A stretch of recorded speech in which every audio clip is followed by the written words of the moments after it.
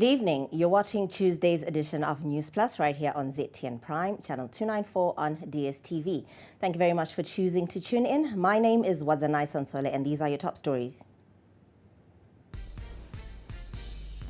Zimbabwe, Angola to cooperate in agriculture sector. We shall look at efforts to resuscitate one of Zimbabwe's biggest textile companies, David Whitehead, which is now looking to export into the SADC region. Stay tuned to Newsplus for details on a Zimbabwean man who was sentenced to life imprisonment by a South African court for raping a minor. And in sport, newly appointed Zimbabwe's senior men's football team head coach, Marian Marinika, says he is impressed by the quality that he has seen from the players who are in camp. And now for a closer look at our top stories, President Emmerson Mnangagwa said Zimbabwe and Angola are set to cooperate in the area of agriculture, with Luanda expected to benefit from Harare's agricultural model, which has seen the country achieving self-sufficiency in grain and other crops. The president said this while addressing the media after attending Angola's 50th independence celebrations in Luanda today. More in the following report. Addressing the media after attending the celebrations, President Mnangagwa said talks will soon ensue between the two countries on how Zimbabwe can assist Angola's agriculture in a mutually beneficial way.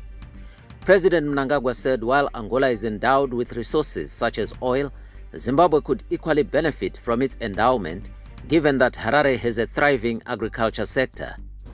Already we have very excellent economic relations with Angola. Yes, of course, the question of distance is there, but Angola has resources like oil and so on, and are well developed. So we can benefit from what they have. And as you're aware, Zimbabwe is an agricultural country, and they also do want to develop their agricultural sector. We've discussed those issues, so I believe that we can cooperate in that sector. The president said the two countries have to fully utilize the cordial relations they enjoy that date back to the days of the liberation struggle, where Angola helped Zebra freedom fighters to establish bases to execute the liberation struggle that saw Zimbabwe attain its independence in 1980. He also commended Angola for steering development for the good of its citizens.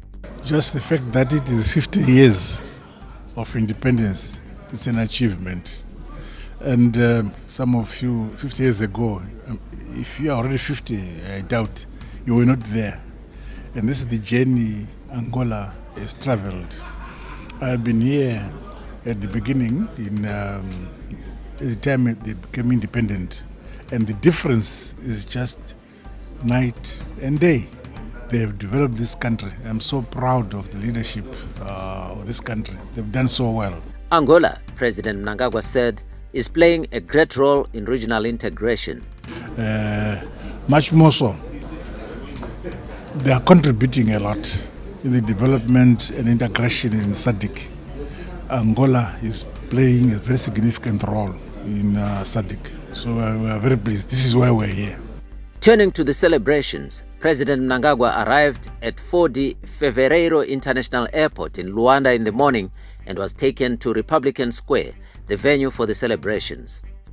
He, together with fellow heads of states and government, joined host leader President Lorenzo in the laying of a wreath in honor of Angolan fallen heroes. The event was characterized by military and cultural displays, as well as a show of military hardware showcasing the country's ground force, air force and marine hardware that attracted the crowd. Meanwhile, President Mnangagwa has arrived back home from Angola, where he attended the country's 50th independence anniversary, and speaking to journalists after his arrival, commended Luanda for its advancement in modernization, applauding it for successfully hosting its independence celebrations that were well attended by several heads of state. Seeing what they've achieved, the displays they displayed shows that the country is marching forward. Modernize the army and so on.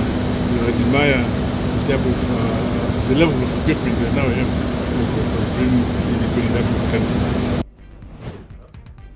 Now we cross over to our ZTN correspondent Miriline Singo, who is at the airport where she gives us an update on the arrival. Over to you, Miri.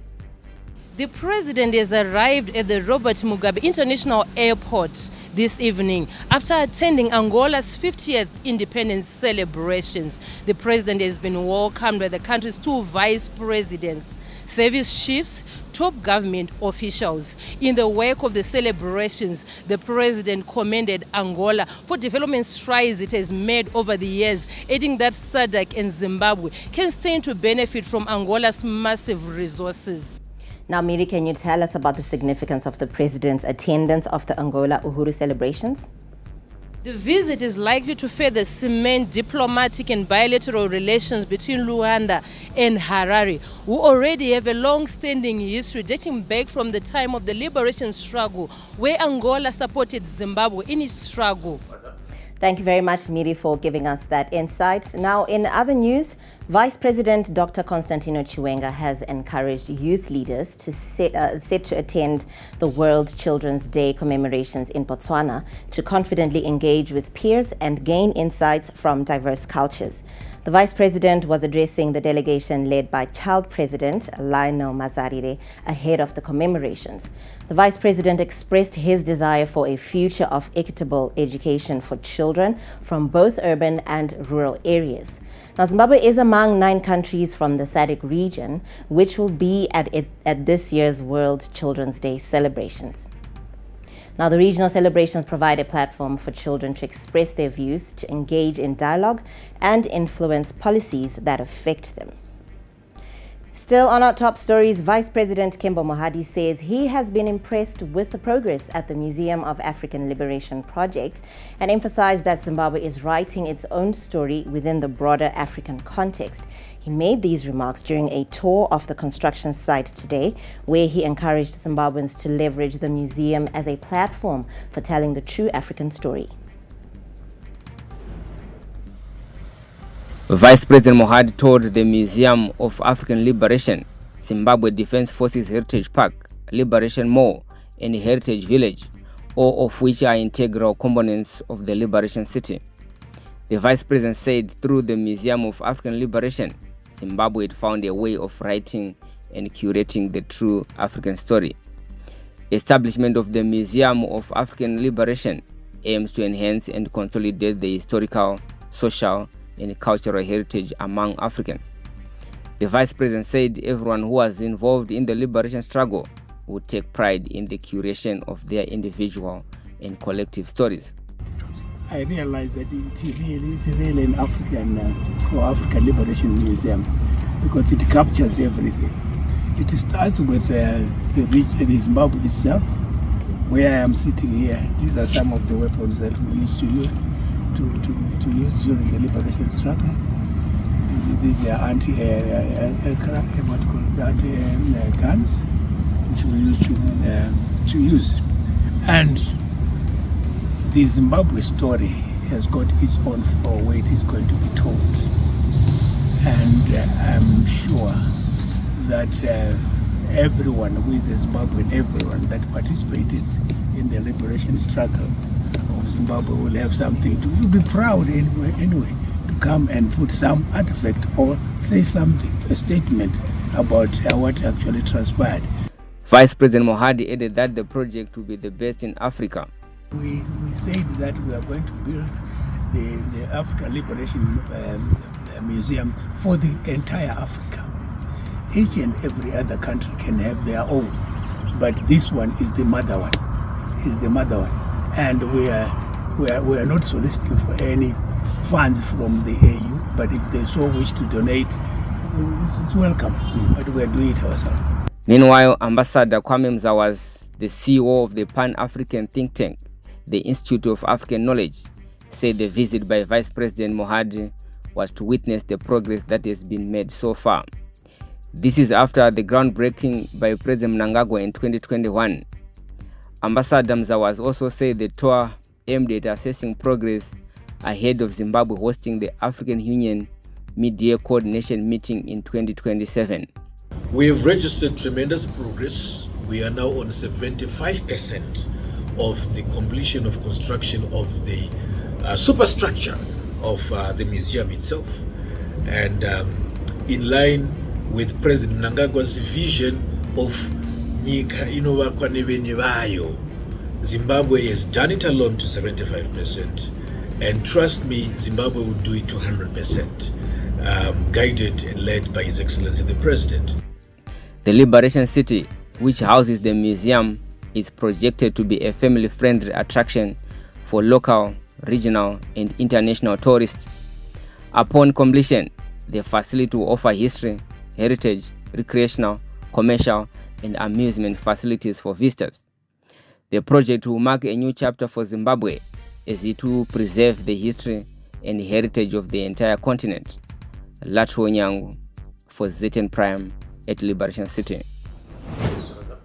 Meanwhile, the president has commenced the formal process to establish a tribunal to inquire into the removal from office of High Court Judge Justice Neva Katio.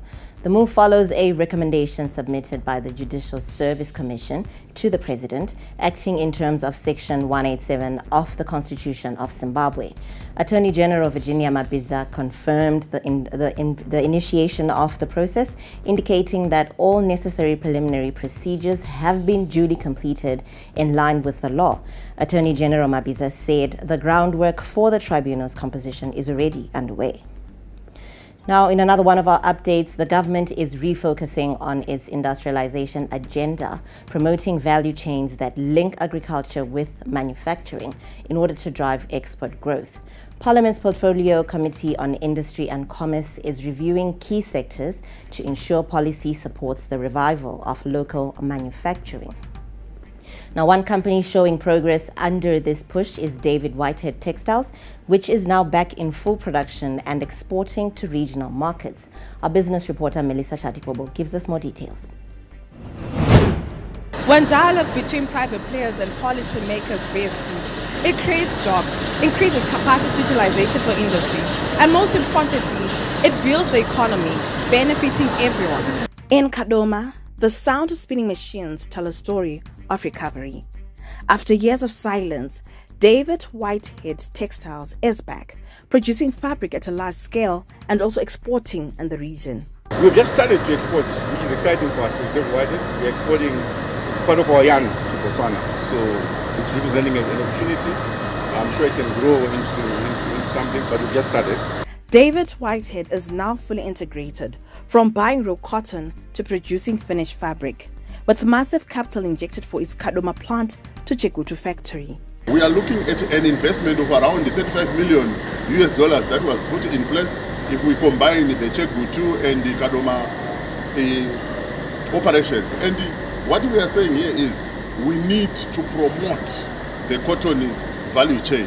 The Parliamentary Committee on Industry and Commerce visited the plant in Kadoma and Chekutu to assess progress. Lawmakers say David Whitehead's revival supports Zimbabwe's industrialization agenda and the promotion of value chains. We have got moving the economy up the value chain, and in NDS2 there's a structural transformation. All this is looking at value addition. So going forward, there is a need for us to look inward, look at the whole ecosystem.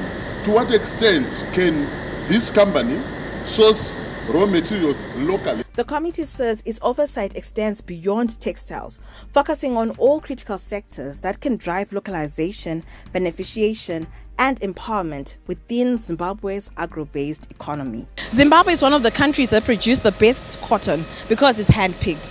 Now, authorities say let's strengthen the value chain to ensure that everyone benefits, from the white gold to the clothing we are wearing right now. Reporting for ZTM Prime, I am Melissa Chatkobo in Chekutu. Now, shortly after the break, we'll take a look at calls for research that develop communities and other stories. Good evening and welcome to the greatest show on earth. This is a people's game.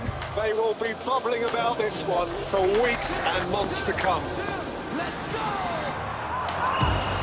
Lights, camera, action. Put your mind on it, live the life that you remember.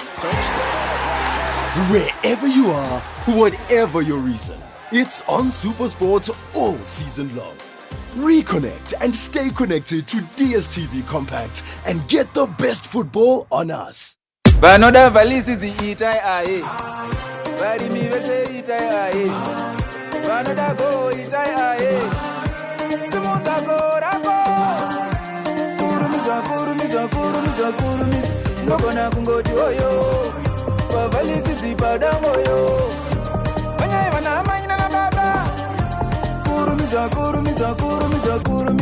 mbeu kwayo rikuvhalisisi, airowe nezvifukuto kana tsikitsi, kana zvirwere ende nokupa harvest, apa ndiri kurevesa very honest, nevhalisisi itai aye, varimi vese itai aye. Mwaka uno tenga mbeu yako ku Valley Seeds usimudze goho rako. Valley Seeds vauchiki vembeu yechibage yepana nePioneer, Goros, ma-traditional grains nema-vegetable seeds ose anopa goho repamsorosoro. Valley Seeds, where farming meets the farmer.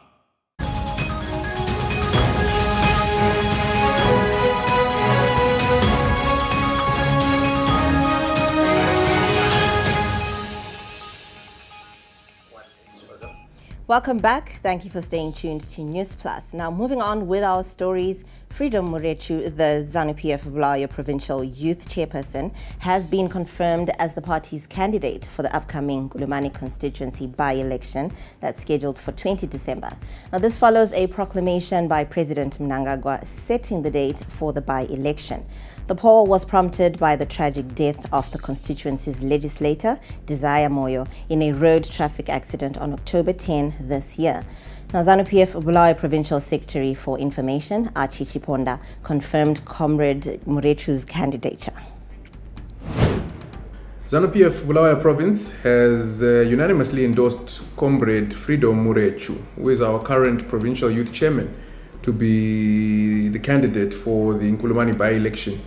The unanimous endorsement of Comrade Freedom Murechu speaks to the togetherness and the solidarity, as well as political maturity of ZANU-PF Bulawayo Province. When everybody got together and discussed, it was unanimous that Comrade Murechu was the right candidate, as he had been the previous candidate for the constituency in the 2023 General Harmonized election. Meanwhile, the opposition Zimbabwe African National Congress has also confirmed participation in the upcoming by-election. Party President Timothy Mncube said the party has endorsed Adelaide Mhlanga as its official candidate. As the Zimbabwe African National Congress, ZANC, we are pleased to announce that our party will be participating in the upcoming Ngulumane by-elections, scheduled for 20th December 2025.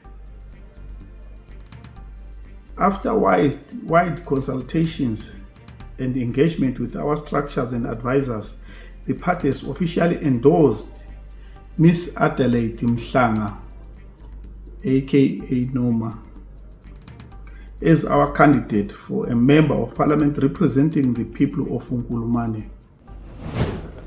Now, in our crime updates, a 42-year-old Zimbabwean man has been sentenced to life imprisonment by a court in South Africa's Limpopo province for the rape of a 12-year-old girl.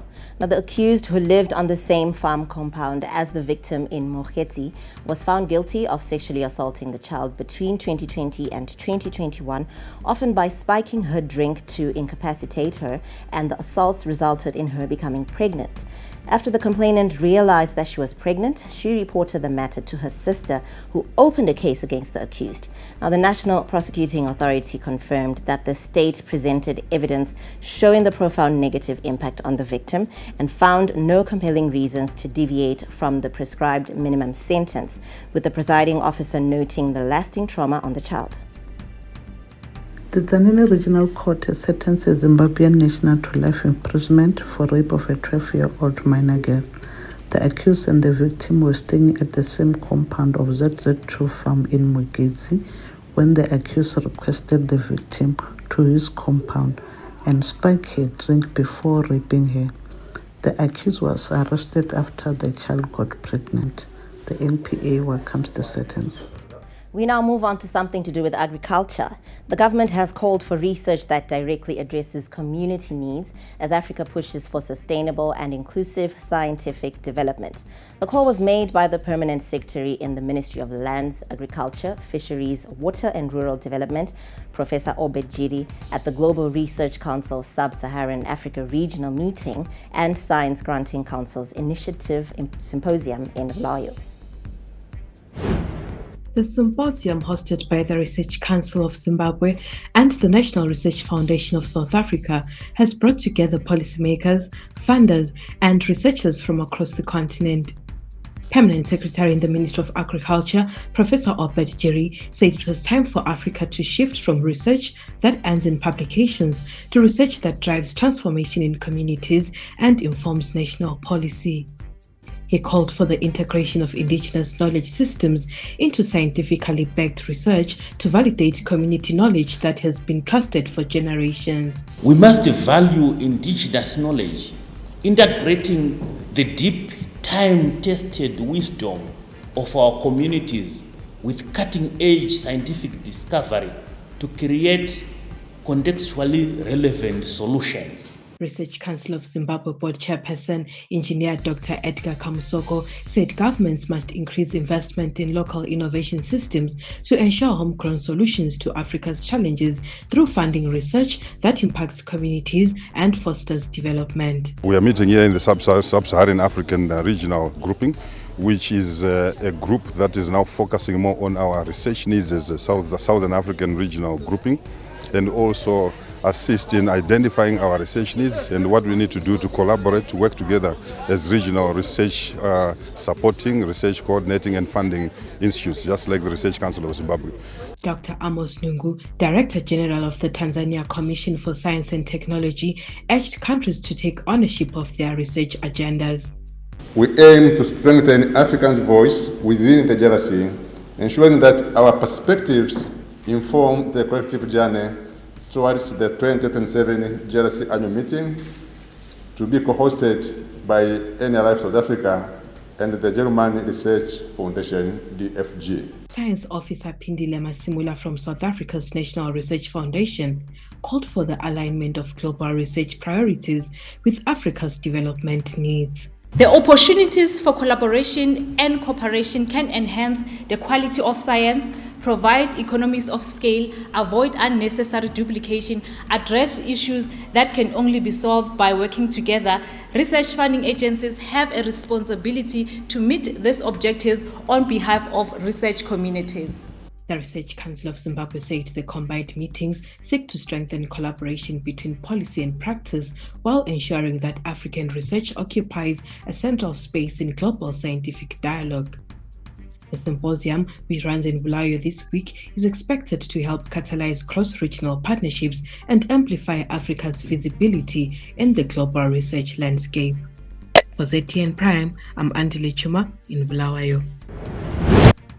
The United Nations High Commissioner for Refugees, UNHCR, has reaffirmed its commitment to supporting Zimbabwe in protecting and empowering refugees as well as asylum seekers.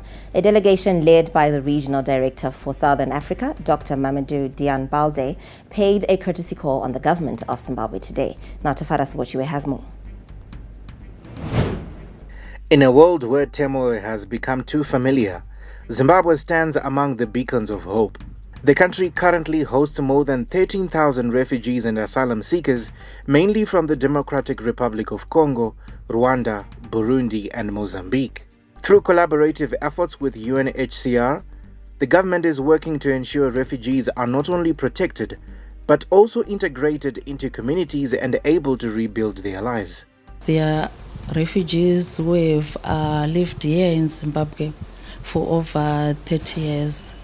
And they should be on their way, pathways to naturalization. So that was the other thing that we talked about, to consider them maybe for permanent residence. For some, the hope of returning home is within reach. About 1,700 Mozambican refugees have expressed their wish to return home, and the UNHCR agency stands ready to facilitate their voluntary repatriation working hand in hand with both governments. We have heard about over 1,700 refugees who are interested in returning to Mozambique.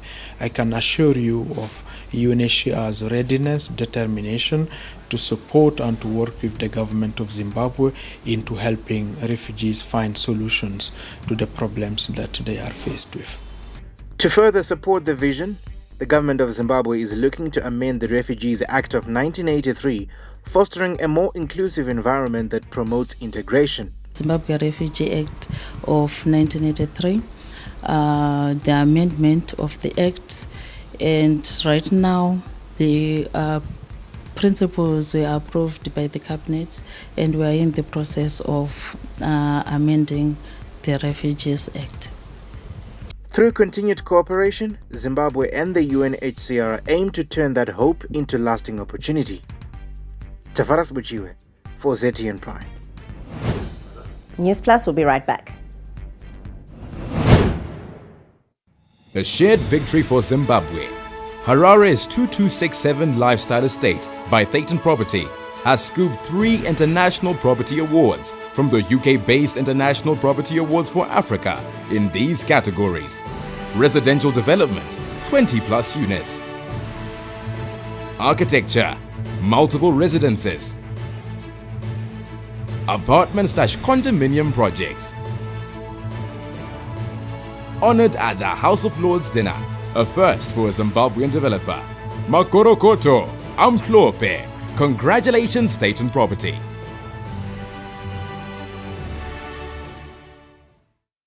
Pardon? Look up. Whoa! Okay. Okay.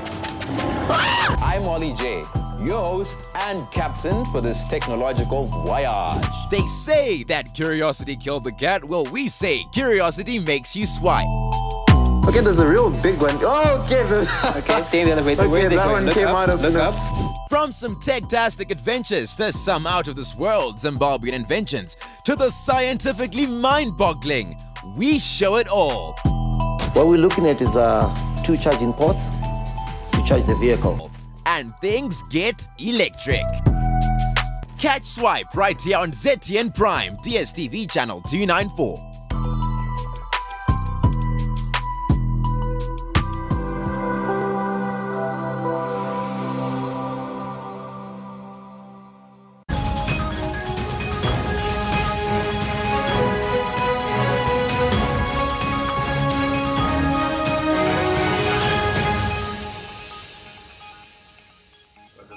Coming to you live from Harare, Newsplus gives you the latest updates. Let's now take a look at what's happening in the medical field. St. Giles Medical Rehabilitation Center in Harare continues to struggle with financial and resource challenges, even as demand for its services grows. Now today, the institution received a boost of hope when Colonel Minyothabo Baloyi Chiwenga reaffirmed her commitment to supporting the center and its work with children with more disabilities. We give you more in the following report.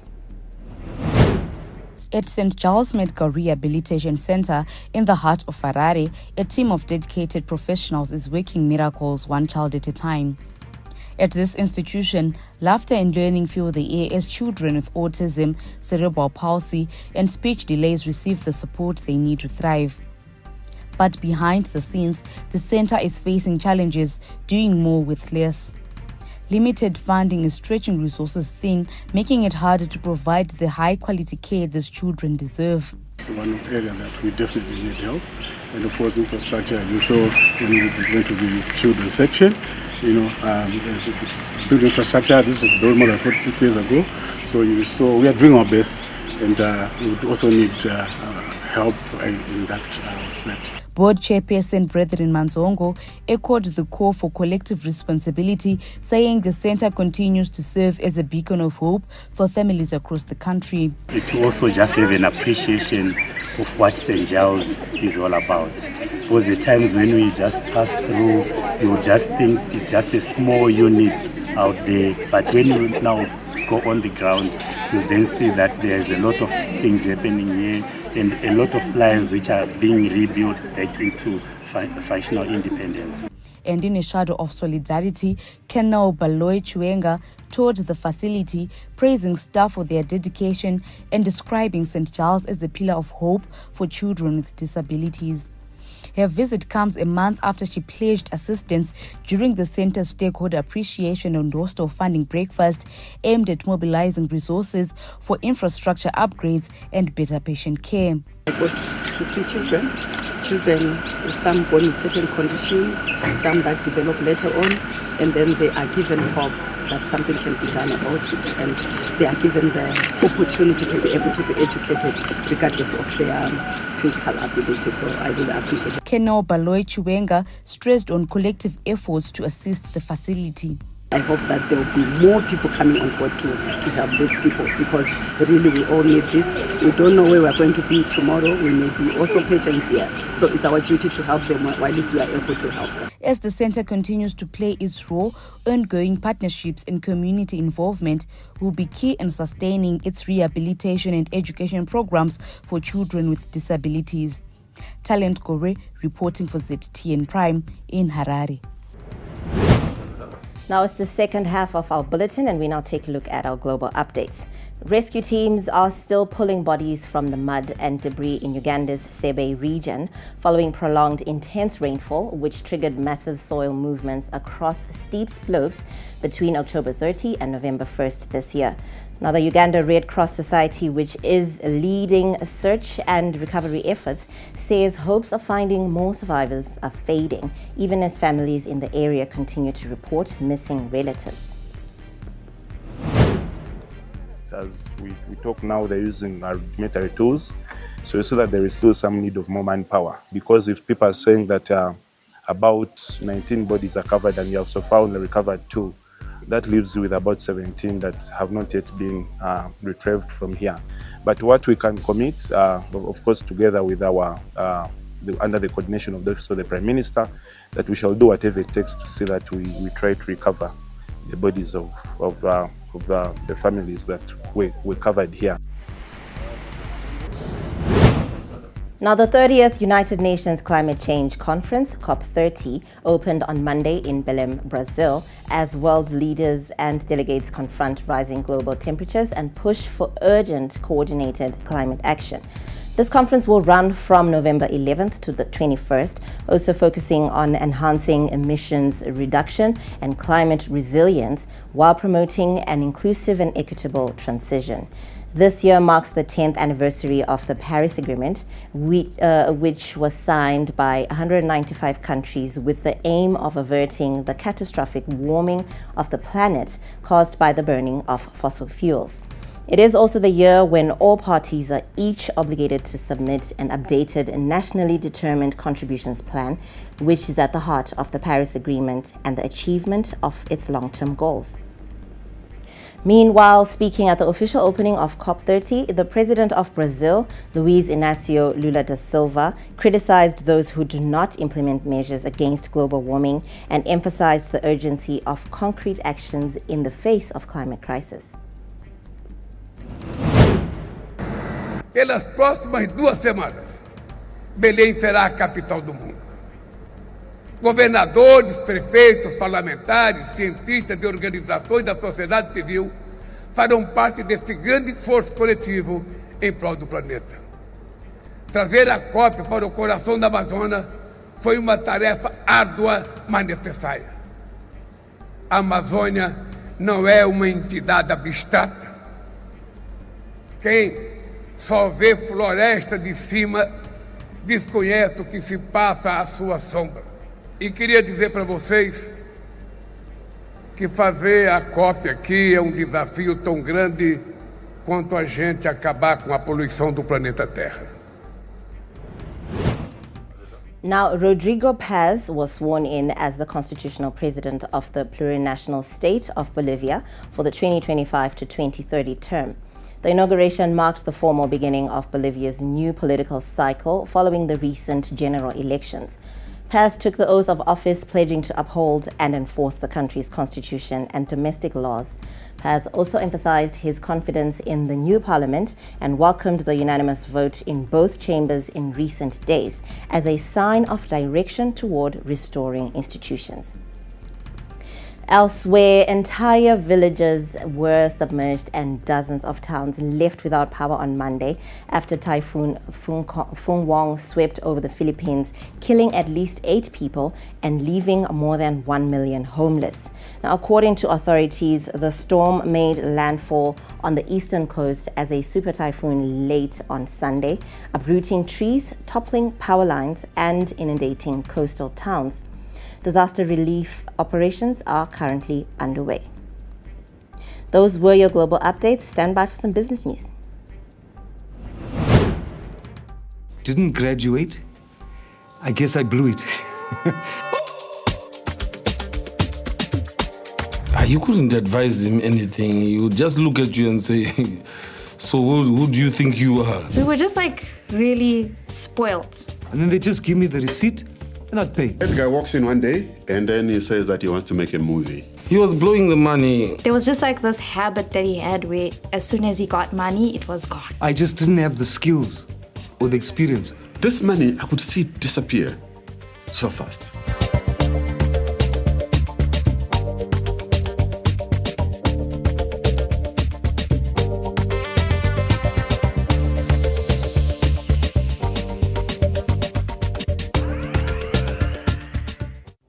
The Phoenix Podcast has always brought you the best of the best. I missed on that blessing, but I also regained it in some way. In seasons 1 and 2, we introduced you to the industry's brightest stars, the ones at the top of their game, the creme de la creme.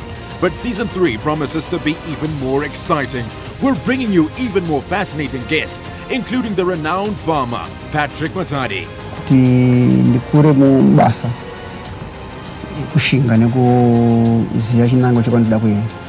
And to top it all off, our very own host, Ken Sharp, will be stepping out of the interviewer's chair and into the hot seat as he gets interviewed by a surprise guest host. From the boss, we've been beaten, but we're not beaten yet. We can still rise. Konapo Ipapo by ZTN Prime, DSTV channel 294, the place to be.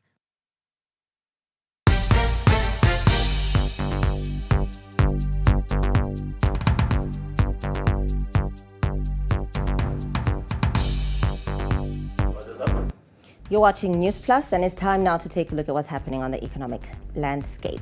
Zimbabwe is set to chair COMESA in 2026, and this is an opportunity to leverage its regional ties to access funding for long-term infrastructure.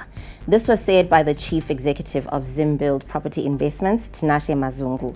He noted that relationships built over the years with COMESA members could help secure liquidity for roads, for energy and industrial projects, emphasizing that active regional engagement is key to sustaining growth. Regional blocks that include SADC and COMESA, where we are saying we form these regional blocks for the essence or fluidity for us to reach to our continental blocks that deal with financing. So we are saying we should formulate or go for triple Ps with these institutions. They could be financial institutions, they could be insurance companies. You are aware that we have got issues that have been troubling Zimbabwe in the past. Political, social issues that could deter any investor to come to Zimbabwe. But right now, you see that we have warmed up to that index that is coming up to a positive trajectory. In the southern region of Africa, you will see that we're actually competing very well. Probably one of the fastest growing economies, which is something that is positive. So you will see that we have institutions that are ready to underwrite us or guarantee investors who want to come from Europe, America, everywhere to Zimbabwe to say, yes, you can proceed to deal with this Zimbabwean company or this Zimbabwean entity. More than 27,000 hectares of tobacco have been planted for the 2025-26 season as transplanting of the dryland crop intensifies in most parts of the country. Now, the area planted so far has increased by 22%, and this comes as the industry is earmarking growth, with the country targeting a $7 billion industry by 2030. And according to the Tobacco Industry and Marketing Board weekly update, the total area put under the golden leaf has expanded to 27,215 hectares. That's an increase from the 22,392 hectares during the same period last season. Still on our business updates, Zimbabwe's horticulture sector is witnessing a notable turnaround, with annual exports soaring to over $120 million. This resurgence marks a pivotal moment for the industry, showcasing the country's potential to become a key player in the global agricultural market. Now, the sector has performed well since 2017, when it struggled to break the $20 million barrier. Strategic investments in high-value crops, particularly blueberries and avocados, have fueled this growth. Now, stay tuned to Newsplus for some entertainment and sports news still to come. In a world where music transcends boundaries, where rhythm and melody unite the hearts of people, comes a show that celebrates the power of music like never before. Get ready to dive into a sonic journey that will leave you mesmerized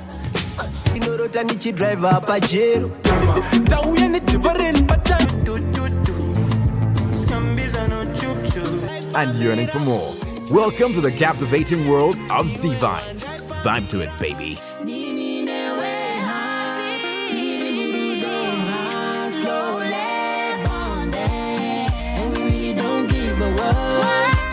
Get ready for another banging season of Faith on Trial as it enters its 4th season. In the beginning was the Word. Jesus is just a name. I believe in Jesus Christ. He died that they which live should no longer live for themselves, but live for Him. Rastafarian is not a religion, it's a way of life. We continue to bring you all the controversial discussions in and around religion like no other. But not now. This platform is very inclusive, open to conversations when it comes to matters of religion and spirituality. The conversation just got more interesting. Chinonzi manjuzu achitaurwa pamunhu jekerere ndezvinhu zvatinotora sekuti chivanhu chedu cheZimbabwe chakavanzika.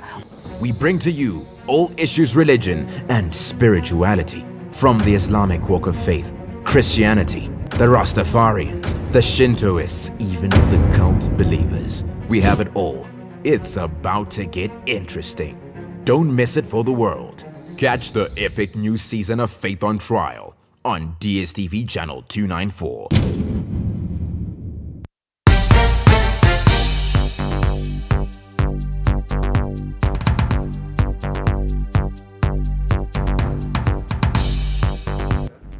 The government is set to begin the construction of a culture village in Matobo district ahead of next year's Independence Day celebrations, which will be hosted by Matabeleland South Province. The development forms part of a broader national effort to promote and uplift creative and cultural industries in the region, ensuring that the arts sector continues to play a key role in community development and heritage preservation. Now, confirming this development, Matabeleland South National Arts Council of Zimbabwe Provincial Manager Percy Vela said plans are at an advanced stage right now, and the facility will be a permanent structure for Matobo district, providing a dedicated space for artists to showcase their work and stage performances. Still on entertainment news, a Miss Universe boss was axed from this year's pageant just days after he branded Miss Mexico a dummy and sparked a walkout among contestants. Nawat Estrasregrisil, 60 years of age, singled out Miss Mexico Fatima Bosch, who's 25, in front of a crowd ahead of the sashing ceremony. He blasted her for skipping a sponsorship shoot earlier that day. And hours later, Miss Universe President Raul Rocha revealed that he would be booted from this year's competition, and he was hit with several sanctions, even after his tearful apology. Rocha stressed that the pageant's goal is to unite people from all walks of life and backgrounds, creating an environment of healthy and friendly competition. Now on to lifestyle. The Zimbabwe-born brand Amara's Health Spa, led by the visionary Laureen Adam, was named Best Health and Wellness Spa in the world at the World Luxury Spa Awards recently held in Singapore. Now, this cements the spa's place among the icons of modern luxury, and this triumph was more than a business milestone. It was a moment of cultural pride, feminine power, and a reminder that Africa too crafts excellence of world-class caliber. Now, in a moment, we're just going to take a look at what the new Warriors coach has lined up. Welcome wherever you are. And Mamouche, room to shoot! He well and truly did. It's an opportunity. What a shot to Shado! Tarkowski! Scott's got to be careful. Bukayo Saka! But it's Salah, and that one delivers! Never miss a play, home or away. Stream all Premier League games live on Showmax. They call me Racer X, or in this case, Racer J. All right. Put your seatbelt on.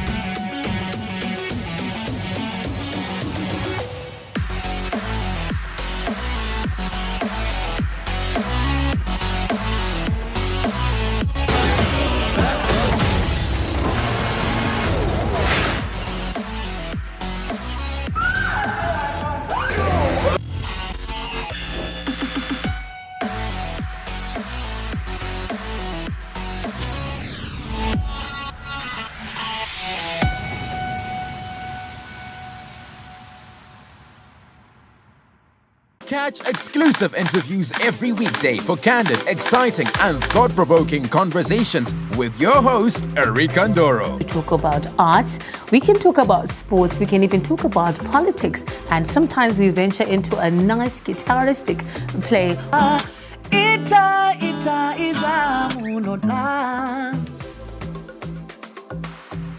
The one story where you can't get out of your head. Wakatarisa munhu so Erika, like where you are sitting. Ndozongokona bata face so pasina munhu. Wakasiya music yako yo afro chakuti ndo music manje yemuZimbabwe. And I'm sure they're still saying the same thing now. Yeah, so Shona kana kuti chindevere kana mumwe mutauri muno muZimbabwe ndiwe iwewe ndiwo rupawo rwako ndicho chidadiso chako. Catch me, Erika Ndoro, right here on ZTN Prime every single Monday at 7 p.m. whilst we get exclusive.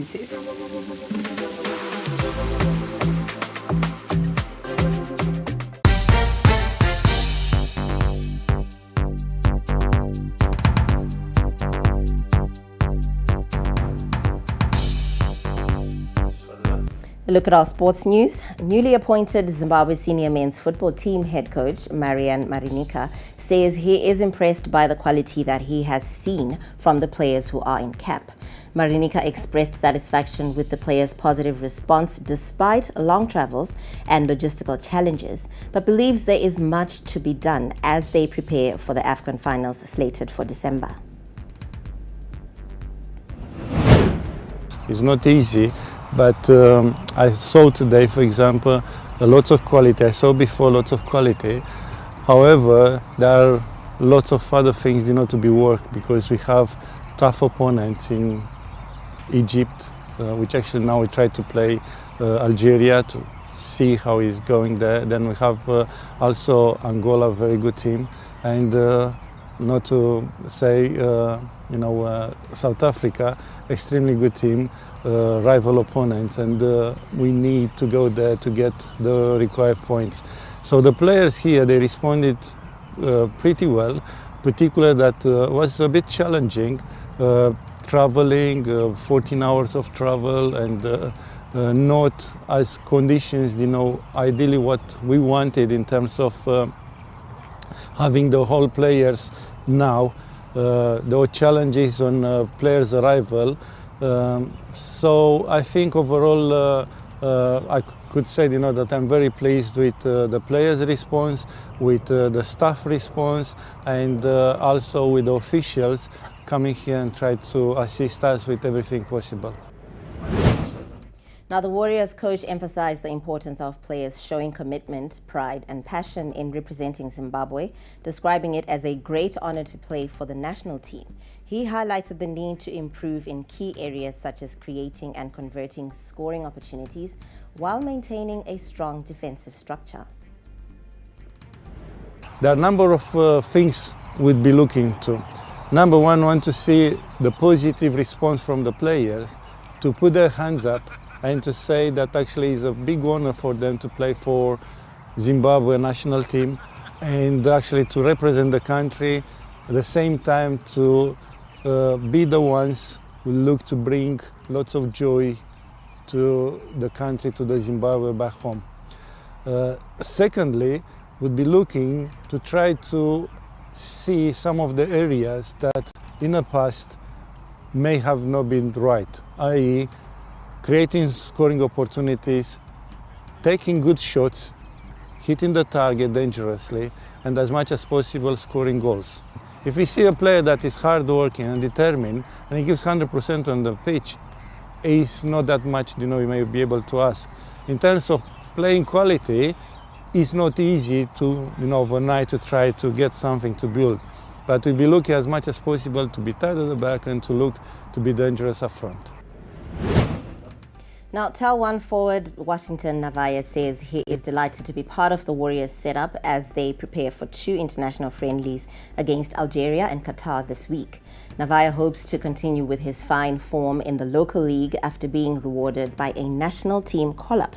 He is optimistic that the Warriors will give their all as they go up against Algeria and Qatar as part of preparations for the AFCON finals set for December. Chokutanga ndingotenda macoaches neopportunity avandipa kechitu ndine mufaro mukuru stereke because chinhu chandakatarisirawo kubva kumasoro so zvazozadzikisa so ndingoshuvirawo kuti pachatambe papapa fomu yandandinayo tichitamba kumalocal games ingodzoka ndingova nayo pamagames achatamba ya2 kunoka ndofara chaizvo because nakuti munyowani because tikudzidzisa zvakawanda zviripo zvimwe zvatasangana nazvo but in football unongoziva kuti every day you learn a lot so ndingotenda nemadrills ataita kusvika tike pakupedza panapa. Now, Navaya is optimistic about this upcoming match. And still on sport, the Zimbabwe senior women's football team, the Mighty Warriors, are set to make their long-awaited return to international action 10 months after their last competitive outing. They will participate in a 4 nations tournament to be held at the Bingu National Stadium in Lilongwe, Malawi, from November 29 to December 2nd. This marks Zimbabwe's first appearance since February, when they featured in the Women's Africa Cup of Nations WAFCON qualifiers. Now, under the guidance of head coach Stetelelwe Quinji 15 Svanda, the Mighty Warriors will face strong regional rivals, those are the hosts Malawi, Zambia and South Africa, in what promises to be a competitive and exciting tournament. And still on sport, the stage is set for an electrifying Chibuku Super Cup final as Dynamos and Triangle United lock horns at Gibo Stadium on November 29. Defending champions Dynamos will be aiming to lift the prestigious trophy for a 3rd consecutive year, cementing their dominance in the competition. Now, interestingly, Triangle United will be led by Genesis Mangombe, who guided Dynamos to glory in the 2023 final against Ngeze Platinum Stars. Mangombe now has the unique chance to win the Chibuku Super Cup with a different team, a feat that would highlight his growing reputation in local football. And that's a wrap on Newsplus this evening. Thank you very much for tuning in. It's a good night from myself, Wadzanai Sansole, and the crew behind the scenes.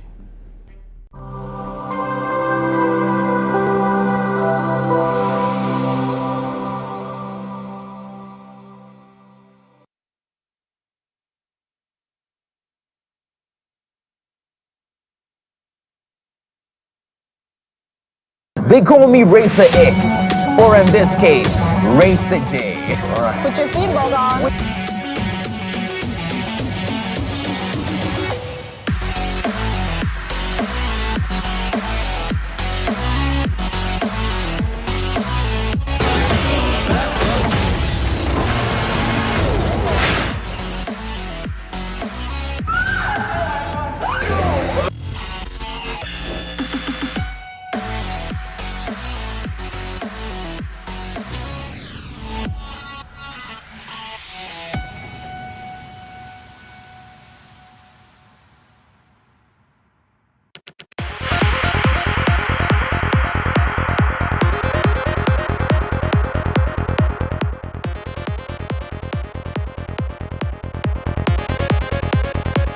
We speak movies! Cinematic snip so sweet, you'll be jonesing right after the jingle. Welcome to Cinema Buzz, where we love filling you in on the latest and greatest cinematic sensations. So what's the buzz? Let's dive right into it. You hurt my feelings. A novelist's outstanding marriage is suddenly upended when she overhears her husband giving his honest reaction to her latest book. Ouch. Look, come on, we'll go sneak up on him. Can you say anything? No, I can't. It feels too late. Oh my God. Oh my God. I think I'm gonna throw up. Okay, wait, God, right here? No, I don't think I can. I can't. Going back. If I did say that, you took it out of context. Are you gonna gaslight me now? He's been lying to me this whole time. The Machine.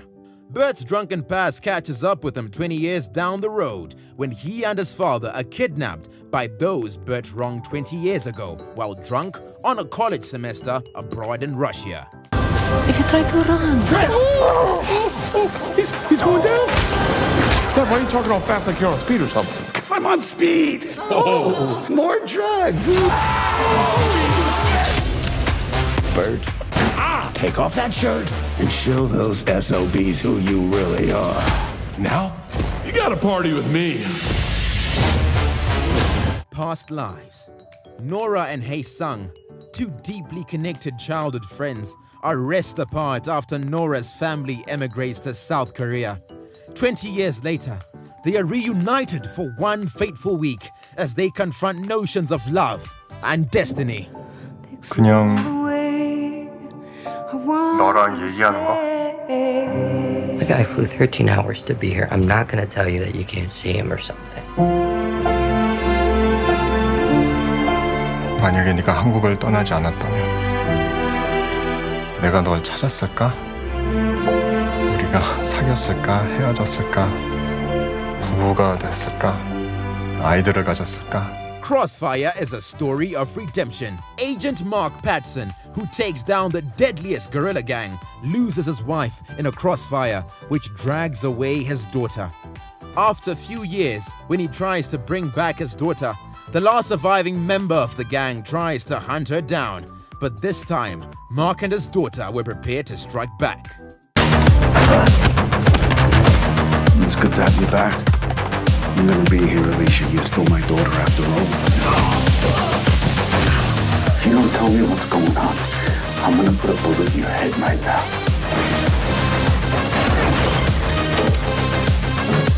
Just remember something. Kill or be killed. L'Immensità. The story of love between Clara and her children, set in Rome in the 1970s. Ti dalla testa questa cosa. Io vengo da un'altra galassia e tu non hai poteri per aggiustarmi. È pericoloso, sai? Soprattutto per te e per quell'amica tua. Ha una fantasia galoppante quella bambina. A me non mi preoccupano le fantasie dei bambini. Mi preoccupano di più le fantasie degli adulti. Well, there you go. Take your pick, and hey, if you're feeling slick, do grab that special someone. To the movies we go. Catch you later.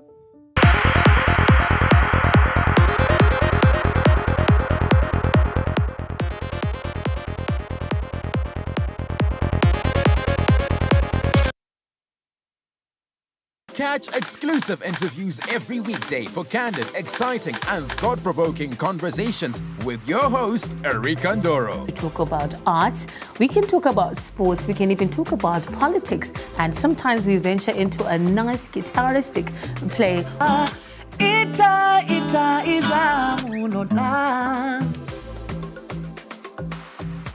The one story where you can't get out of your head. Karo mwana mnimambama mu studio. Wakatarisa munhu so Erica like where you are sitting. Ndozongokona bata face so pasina munhu. Wakasiya music yako iyo afro chakuti ndo music manje yemuZimbabwe. And I'm sure they're still saying the same thing now. Yeah, so Shona kana kuti chindevere kana mumwe mutauri muno muZimbabwe ndiwe iwewe ndiwo rupawo rwako ndicho chidadiso chako. Catch me, Erica Ndoro, right here on ZTN Prime every single Monday at 7 p.m. whilst we get exclusive. In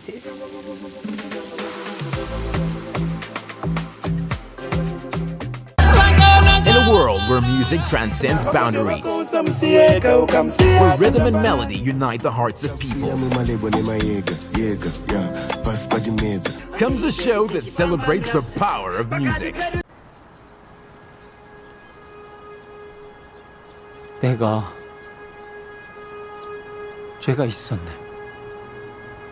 15년 전 금융저축은행 비리 사건 수사팀장이 최태국 회장이었어. 불법 대출 브로커를 저축은행 대표한테 소개시켜준 사람, 그게 나였어. 그 대가로 브로커에게 돈을 받았지. 수사가 시작될 때 최태국을 찾아가서 무릎을 꿇었어. 제발 살려달라고. 무릎을 꿇고 개고치 빌었지.